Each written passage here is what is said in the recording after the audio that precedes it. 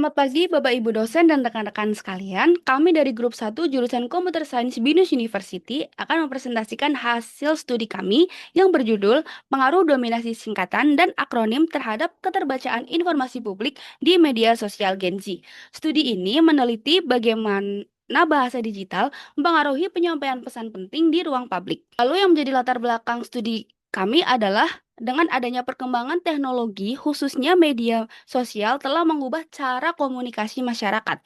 Generasi Z atau Gen Z yang lahir antara tahun 1996 hingga 2012 dikenal sebagai digital native dan sangat aktif di platform seperti Instagram, TikTok, Threads, X maupun yang lain. Nah, mereka cenderung menggunakan bahasa yang cepat, ringkas, dan informal yang seringkali melibatkan singkatan dan akronim. Contohnya seperti mager, baper, BTW, atau singkatan-singkatan yang lain sebagai cara untuk berkomunikasi yang lebih ekspresif dan efisien.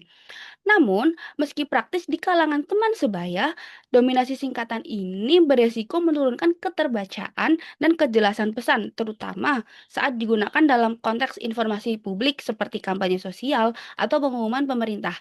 Halayak yang tidak familiar dengan kata-kata tersebut bisa kesulitan memahami informasi yang disampaikan. Ini yang menjadi masalah yang ingin kami teliti lebih lanjut. Oleh karena itu, penelitian ini berfokus pada dua rumusan masalah utama, yaitu yang pertama, bagaimana pola dominasi singkatan dan akronim populer digunakan dalam penyampaian informasi publik di media sosial, dan bagaimana dominasi singkatan dan akronim ini mempengaruhi keterbacaan informasi publik yang disampaikan melalui media sosial. Tujuan utama dari penelitian kami adalah untuk menganalisis pola penggunaan singkatan di kalangan Gen Z dan dampaknya terhadap keterbacaan informasi publik. Lalu kami berharap hasil studi ini dapat memberikan kontribusi dalam menyeimbangkan kreativitas berbahasa Gen Z dengan kebutuhan akan kejelasan dalam komunikasi publik. Nah, temuan ini juga diharapkan bisa menjadi dasar bagi lembaga pendidikan maupun instansi pemerintah untuk merumuskan strategi literasi bahasa Indonesia yang lebih adaptif dengan perkembangan komunikasi digital. Di metode penelitian. Untuk metode penelitian itu ada 3 poin ya. Yang pertama ada variable fokus, lalu ada populasi dan sampel, terus juga ada analisis data atau teknik analisis data. Oke, kita masuk ke variable fokus. Yang pertama itu dominasi singkatan dan akronim, mencakup frekuensi, fungsi, dan konteks penggunanya oleh Gen Z. Lalu juga yang kedua ada keterbacaan informasi publik, mencakup kejelasan, pemahaman, dan efektivitas pesan publik. Poin kedua itu yaitu populasi dan sampel. Yang pertama populasi. Populasi yaitu seluruh kajian atau publikasi akademik tentang bahasa, singkatan, akronim, dan keterbacaan pesan Gen Z di media sosial.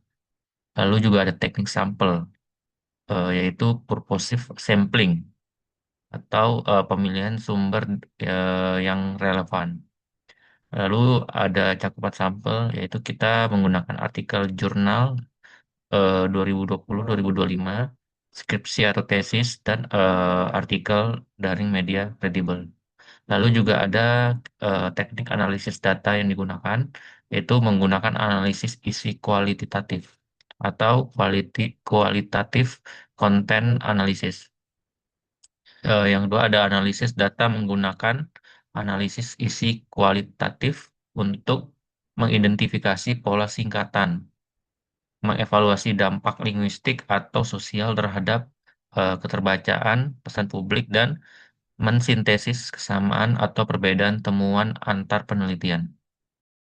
Pertama, pola dominasi singkatan Gen Z. Ciri utama komunikasi digital. Penggunaan singkatan atau akronim adalah ciri utama komunikasi digital Gen Z. Di mana, menurut penelitian yang dilakukan oleh Bajuri dan rekan, penggunaan singkatan dan akronim menjadi ciri utama komunikasi Gen Z di media sosial. Contohnya, beberapa singkatan seperti LOL, BTW, OOTD. Nah, ini nggak hanya mempercepat pertukaran pesan, tetapi juga menguatkan identitas sosial dari penggunanya. Namun, penggunaan bahasa ini lebih sering diterima dalam konteks informal, seperti di media sosial TikTok, ya, Instagram, maupun media sosial lainnya. Selanjutnya yaitu dampak dominasi singkatan pada keterbacaan. Berdasarkan analisis dari Gea dan rekan, penggunaan singkatan yang berlebihan dapat menurunkan keterbacaan pesan publik. Ketidakjelasan bahasa akibat penggunaan singkatan yang ekstrim, di mana dapat mempengaruhi pemahaman dari bahasa itu sendiri. Selain itu, penelitian yang dilakukan oleh Siregar dan rekan menunjukkan bahwa hal ini dapat menyebabkan degradasi kemampuan berbahasa formal di kalangan Gen Z. Tapi meski begitu, analisis yang dilakukan oleh Rika dan Fatmawati menegaskan bahwa beberapa Gen Z mampu menyesuaikan gaya bahasa sesuai konteks, lebih memilih menggunakan singkatan dalam interaksi sehari-hari dengan temannya daripada menggunakan singkatan seperti ini dalam konteks yang formal ataupun akademik seperti itu. Selanjutnya, implikasi konsistensi dan strategi adaptif. Dominasi singkatan berdampak langsung pada efektivitas penyampaian informasi publik. Pesan seringkali sulit dipahami oleh kelompok usia non-digital native. Berdasarkan penelitian yang dilakukan oleh eh, Mariska Bangun dan rekan, meski media sosial menawarkan ruang interaksi yang luas, risiko kelas kesalahan interpretasi pesan tetap ada jika bahasa yang digunakan kurang jelas. Komunikasi publik yang mengandalkan bahasa tidak baku bisa mengurangi efektivitas dari penyampaian pesan itu sendiri, seperti yang dicatat dalam penelitian oleh Bajuri dan rekan. Oleh karena itu, kita memerlukan strategi komunikasi publik yang adaptif yang menggabungkan keseimbangan antara kreativitas, linguistik, dan kejelasan informasi. Ini penting agar pesan yang disampaikan dapat diterima dengan baik oleh semua kalangan. Selanjutnya, nah, berikut adalah contoh konten pada media sosial yang menggunakan singkatan-singkatan yang mencerminkan tren komunikasi di kalangan Gen Z pada media sosial. Baik, selanjutnya saya akan menyampaikan kesimpulan dan saran.